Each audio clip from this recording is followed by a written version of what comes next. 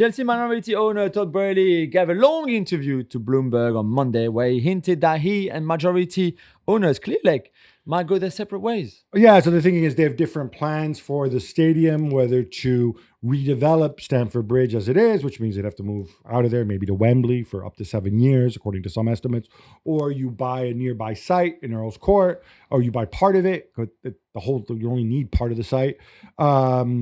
Interesting thing to me is Boehly owns 12.9% of the club. Clearlake owns 61%. He actually says we're either aligned or we go our separate ways. I don't think they would mind it if he left.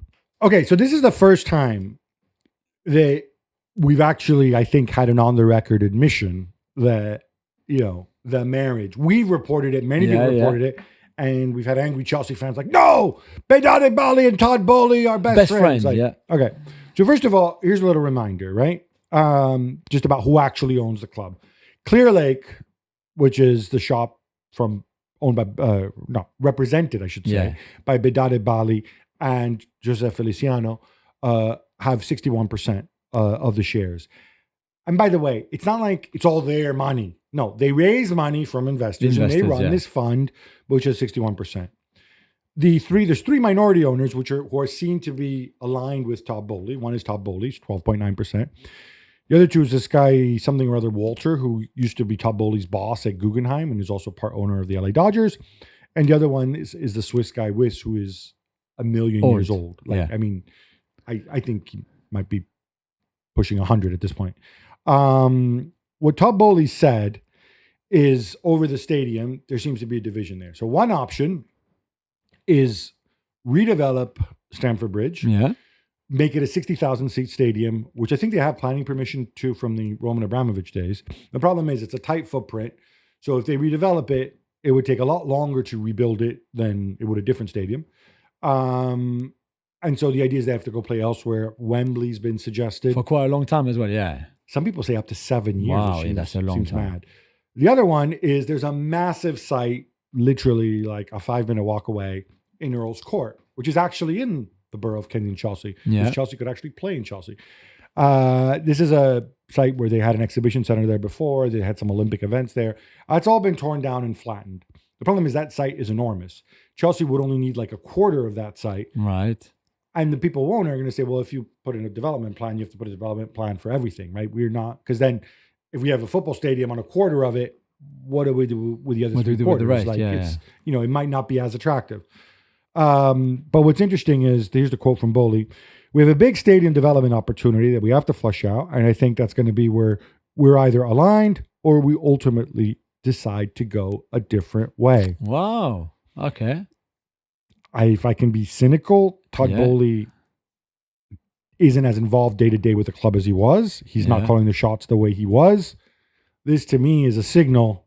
Hey, if somebody wants to buy a chunk of my stake in Chelsea, I might listen, and for the right price, I might do it. Okay. More Boehly, Jules. Oh, come on. I love that. Well, come on. It's like when we have those texts. Yeah, absolutely. By the way, Todd, we're going to give you a hard time here. I will. But thank you for speaking. Yeah, because you know what? That was that Bloomberg conference. It was the conference, wasn't it? No, I don't think. I think it was a separate interview with David Hellier, who's an excellent guy, Bloomberg. No, but all these people who never talk, right? True. Talking about you guys, Glazers. At least this guy talks and then he gets judged. And that's true. At least he fronts up, right? Yeah, Others, absolutely. including other Chelsea owners, don't do it. Yeah. Anyway, Boehly also says, if you look at the evolution of the team, it's young. Players have long contracts. There's a core stability there. We're executing a plan that will have Chelsea where they need to be rather than where we need to be. Interesting. Yeah. Are you as positive as he is? I mean, positive. I'm happy to be if you want, Todd, or Toddy. I can call you Toddy. Yes, young for sure. That has a good side of it and also more negative sides when you have a young team because they lack experience. And we've seen this many times that the youth in this team has hurt them. The long contracts, I'm not too keen, but hey, you do business the way you want. The core stability, I don't really understand. Where is the core stability? Who is the core stability? Maybe people believe in the spine argument. So you go Colwell, Caicedo, Enzo, Cole Palmer, Nico. Maybe that's what he means. I'm not sure. Core stability. Yeah. Maybe he's been doing his crunches. What about Robert Sanchez? Let's start the core about Robert. No, and by the way, you talk about stability. let's see if you pass UEFA's financial fair play As first, well, by of the way, course, because they're not going to stability. recognize you selling hotels to other parts of your group. Yeah, and let's see how many players leave and join again the squad, because it's been quite a lot in the last 18 months or so. So, yeah, positive is probably not the word I would use, but I don't mind where they are right now. And I think there's still a lot of talent, albeit young talent, in this squad. And we're not done with Todd Boehly, Gabby, because the Chelsea Supporters Trust have issued another statement against him. Yeah, so Todd Boehly is a shareholder and apparently director at a company called Vivid Seats, which, by the way, I believe sponsors some ESPN content. Yeah. When I hear Vivid Seats, I think of Vivid Video, which might mean, if you're old, might mean something to you, but don't Google it. Anyway, what these guys do is they're a ticket broker site. And if you will have tickets to a musical event or a sporting event, you can list it on Vivid Seats and somebody else might buy it. Okay. There's other bigger sites that do the same thing. The problem is the resale of Chelsea tickets apparently is not allowed in the UK. Yeah. Chelsea have quite an except through the authorized reseller that Chelsea have a deal with. Yeah. And Chelsea are quite aggressive in going after it. And I think you're going to have, and you've got ticket touting, as they call it in this country, or scalping, as they call it in the US, not allowed. And that's kind of what Vivid Seats do. Yeah. On top of that, there's also another argument I've heard from Chelsea fans where, they maybe can't attend a game, so they sell their season ticket, they release their season ticket back to the club who pays them face value for it, and then they go and they'll sell it to some Norwegian dude for £600. I don't know if this is an accurate story, but this is a widespread story. Yeah.